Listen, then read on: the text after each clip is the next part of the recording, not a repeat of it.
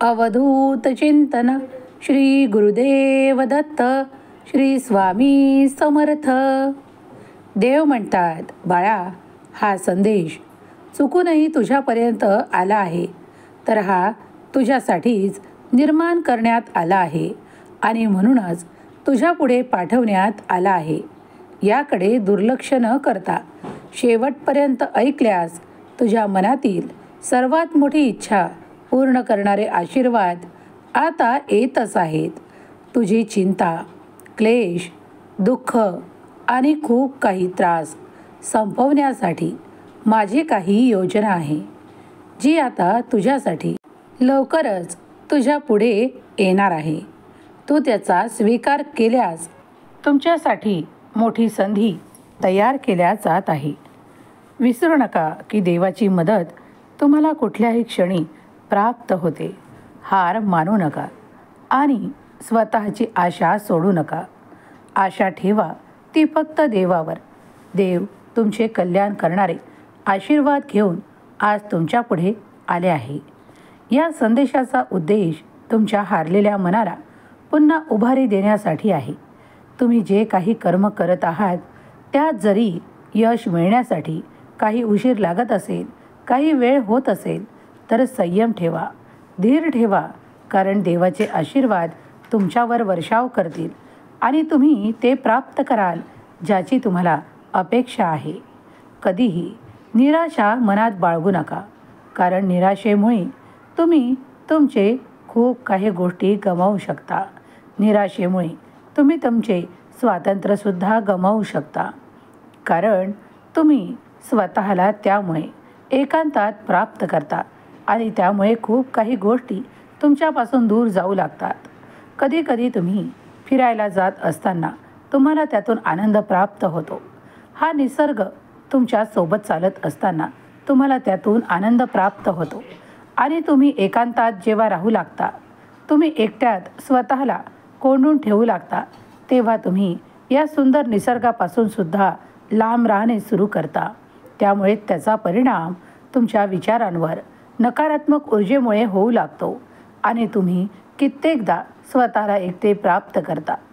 तुम्ही हे विसरून जाता की देव आणि देवाची कृपा तुमच्यावर निश्चित होणार आहे, पण थोडा संयम बाळगल्यास ते कार्य पूर्ण होईल. जर तुम्ही तुमच्या मनातील निराशा काढून टाकली तर अगदी पुढच्या क्षणाला सुद्धा चमत्कार दिसतील. देव म्हणतात, बाळा, कधी कितीही तुला राग येऊ दे, काही चिंता वाटू दे, पण तरीही कुणावर रागावणे सोडून दे. कुणाला असे काही बोलून बसू नको ज्यामुळे तुला पुढे कधीतरी पश्चातापाची वेळ येईल. बाळा, संयम ठेवायला हवा, मग तो बोलण्यावर असो किंवा आपल्या स्वभावात असो. जेव्हा तुम्ही स्वभावात आणि तुमच्या वागणुकीत संयम ठेवू लागता आणि काही गोष्टी प्राप्त करत असताना थोडा धीर धरू लागता, तेव्हा ते सर्व काही घडत असते. जरी तुम्हाला देवाचे कार्य दिसत नसले तरी पडद्याआड ते सतत सुरू आहे. तुमच्या अपेक्षा, आशा पूर्ण करणारा हा संदेश आहे. ज्या क्षणाला तुम्ही हा ऐकत असाल तेव्हा दैवी कृपा तुम्ही प्राप्त कराल. तुमची ऊर्जा वाढवल्या जात आहे. विनाकारण या ब्रह्मांडात काहीही घडत नाही. जेव्हा काही दिव्य गोष्टी घडू लागतात, काही चमत्कार घडू लागतात, तुमच्या आशा वाढू लागतात आणि तुम्ही ते सर्व काही प्राप्त करता, कारण ते सर्व काही आशीर्वाद देवाकडून तुम्ही प्राप्त करत असता.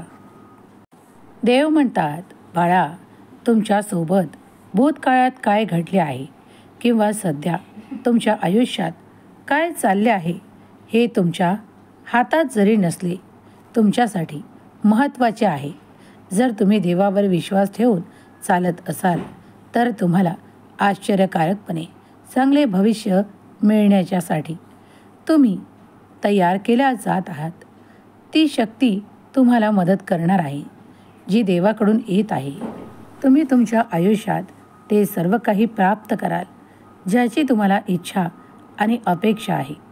देवाचे आशीर्वाद तिथेच येतात जिथे सर्व काही शुभ घडू लागते. तुम्ही निश्चय करा की तुम्हाला ते हवे आहे आणि तुम्ही त्या मार्गावर चालायला सुरुवात करा.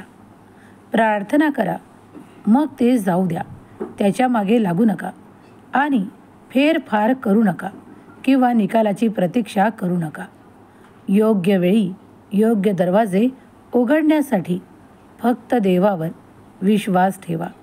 तुम्हाला त्याची योजना समजत नसल्यावरही देवावरचा तुमचा विश्वास अधिक वाढवा. विश्वास वाढेल तेव्हा चमत्कार घडेल. तुमच्याकडे जे काही आहे त्याबद्दल देवाचे आभार मानणे सुरू करा, कारण आभार मानण्याने तुम्ही देवावर अधिक विश्वास ठेवता हे सिद्ध होते. देव जेव्हा तुमच्याकडे काही पाठवतात त्यासाठी तुम्ही देवाचे धन्यवाद आभार मानता, तेव्हा देव अधिक प्रसन्न होऊन तुमच्यावर आशीर्वादांचा वर्षाव करतात. तुम्हाला त्यांची गरज आहे त्यासाठी देवावर विश्वास ठेवा. धीर धरा. देव अजून संपला नाही. देव तुमच्यासाठी सर्व काही ते निर्माण करत आहे ज्याची तुम्हाला अपेक्षा आहे, इच्छा आहे. तुम्ही जर या संदेशापर्यंत आला आहात तर आता काळजीमुक्त राहा. मनातील सर्वात मोठी इच्छा पूर्ण करणारे आशीर्वाद तुम्हाला मिळू लागतील. देव जेव्हा तुम्हाला अडचणीत टाकतो तेव्हा तीच खरी वेळ आल्यावर जास्त विश्वास ठेवण्याची गरज आहे, कारण त्यावेळी दोन गोष्ट होऊ शकतात. एक तर अडचणीत पडल्यावर ते तुम्हाला पकडतात, तेव्हा ते तुम्हाला अजून कठोर बनवू शकतात, कारण तुम्ही उंच भरारी घ्यावी, तुमच्या आयुष्यात काहीतरी सिद्ध करून दाखवावे. जर तुम्ही यासाठी तयार असाल तर होय म्हणा आणि देवावर संपूर्ण विश्वास ठेवा. कशाचीही काळजी करू नका.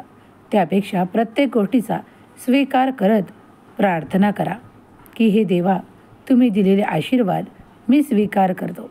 माझ्या आयुष्यातले कठोर जे काही आहे ते ताणतणाव, संघर्ष तुम्ही दूर करावे यासाठी मी तुमची विनंती करतो. तुम्ही जे काही आशीर्वाद देऊ इच्छिता ते मला आनंदाने प्राप्त व्हावे एवढीच माझी इच्छा आहे. परमेश्वराला प्रार्थना केल्यावर तुमचे संघर्ष संपतील.